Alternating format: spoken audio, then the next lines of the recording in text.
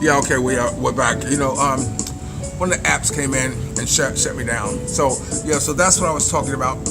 Right now I'm in the process of doing banking, so the importance of reading the um, numbers, account numbers, writing them all down. Let's see. Okay, yeah, I want to tell you about the hardest job I've had. Because throughout my life I've never not been able to get a job when I wanted to work. I guess is the best way to say it. Whenever I wanted to get a job, I got one. I would go to a newspaper and look for a job that said carpenter's helpers wanted. And I would call them and I asked, well, how much is the job paying? They said the job is paying $19 an hour with experience. You got experience? Hell yeah, I know how to build shit. I know to use a hammer, a ruler, and a level, and a screwdriver. Hell yeah. So anyway, so what happened was that I said, look, I'll tell you what. You're paying $19 an hour. I said, suppose I work the first week for $14 an hour. If I don't work out, you can fire me, not a problem. If I do work out, you pay me the regular the $19, and if I work out over 30 days, you give me a raise. They said, hey, that sounds like a plan. It's worth a gamble. I mean, not only am I willing to work for less, but they're willing to take a gamble on me. I mean, the worst thing that could have happened, which it never did, because I always end up working out, is that I had a paycheck coming in. So you have to be creative, in order to getting work. So I was in Portland, Oregon one time, and they were advertising for workers, and it was at an oil refinery. A lot of you know or don't know that Portland, Oregon was the port of entry as far as a lot of products coming into the United States for the longest time to the Pacific Northwest. The Willamette River, oil and all that stuff, goods and what have you used to come in tankers. And the oil used to come in there, and they had these big, you ever see those big, like, drum type of things? They're real big, like a water tower, like on Petticoat Junction, except it was made out of wood, and they would pump the oil into there and fill that up. It's crude oil. They would pump it in there and they would hold it, and then they would transfer it into trucks and take it where they had to go. Now, one thing that once the hose sucks out all the oil, there's still about a cake of oil on the bottom that the hose doesn't reach.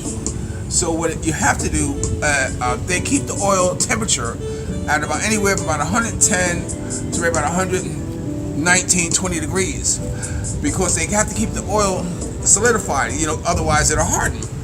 So you have these guys in there with these squeegees in these paper suits with these resuscitators on,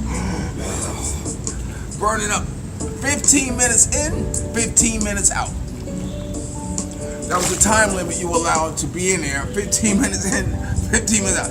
You see guys on the side collapsing all the oil and shit that you had all over you in your car and all that stuff, because you never could get it off.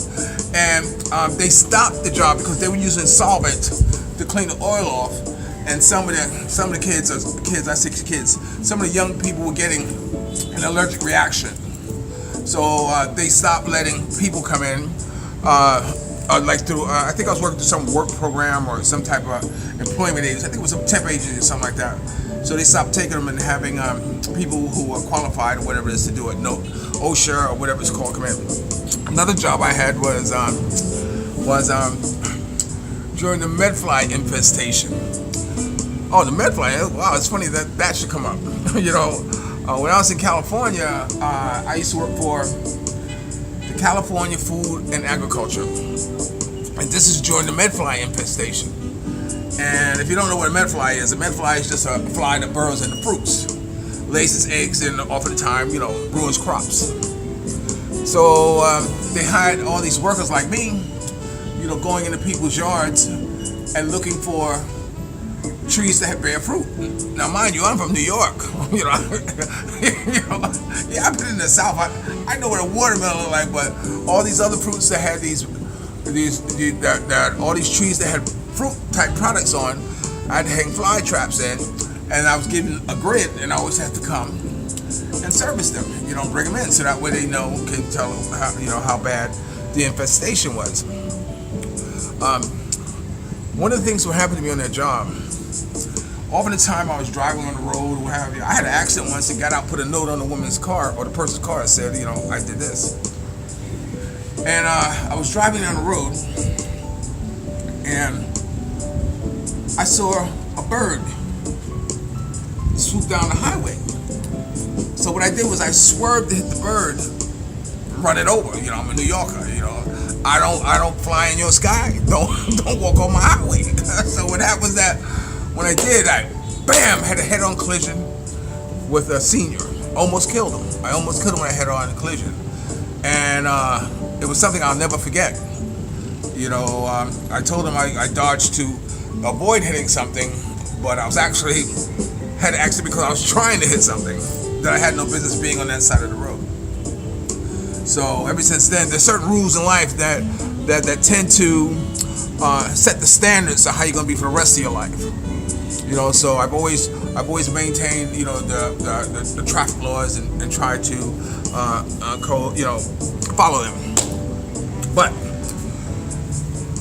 a lot of times I write on my Facebook, especially on your birthdays, may your highs always be. Okay, and a lot of my phrases like I will always love you more or something like that. That's from Vonny. That's something she used to say. But may your highs always be came from a guy who I was in San Jose and I was hanging medfly traps in his yard. And what happened is that he was homesteading the house. The person who actually owned the house owned a hot tub business and allowed him to live there because they were growing sesames. Sesamine is a type of marijuana that was very popular at that time. And my being a photographer, and he didn't have food or anything like that, so whenever I came by, he was a real hippie looking guy. I got a picture of a real hippie looking guy. He always walked around with a long 22 on his hip, and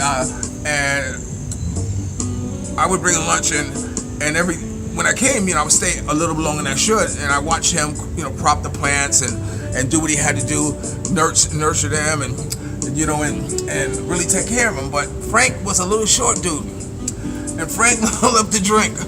Frank also loved to fight. Oh my God, he loved to fight. And he would tell these stories of how he was getting in fights and always get his ass beat because he was such a little dude, right?